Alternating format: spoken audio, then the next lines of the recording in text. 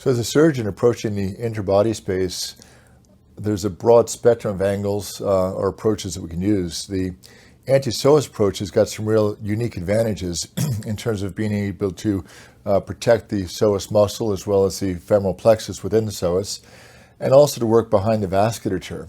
So the SupineATP approach is a concept of keeping the patient on the operating room table supine. When we tilt the table 25 to 30 degrees, left side up, the patient is secured, and now gravitational forces are pulling the intra-abdominal packet towards the ground and allowing the establishment of the retroperitoneal space. When we're done with the exposure and we have our retractor blades engaged and the spine is exposed, the patient will be repositioned in the flat supine 0 degree positioning. Being supine has that benefit of keeping patients in a more neutral, natural position.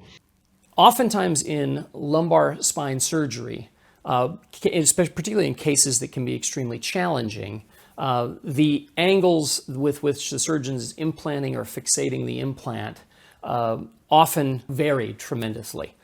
The NovApproach spine implant is designed and intended to enable a surgeon to place it in a variety of positions and angles.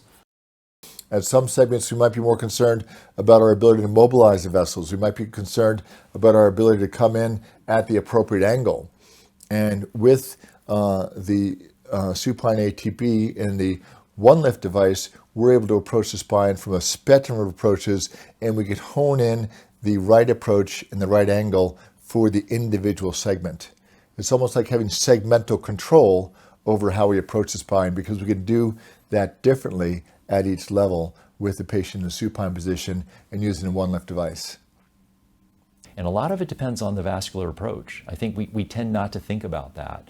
There are times where the anatomy doesn't allow us to access things in the same way. Well, it could be previous abdominal surgery, it could be upper levels, it could be scar tissue, it could be vascular structures that are large or scarred down or calcified that can't be moved. And the beauty of approaching the spine in different corridors is now, as an approach surgeon, I could tailor the approach to the patient. The versatility of the OneLIF implant is something that attracts me.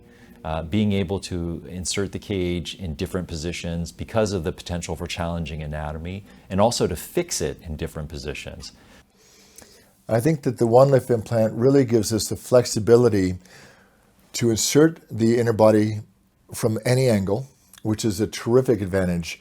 And again, being able to vary from segment to segment is a terrific empowerment to the patient to optimize patient safety, to avoid the neural elements at some levels, to avoid the vasculature at other levels.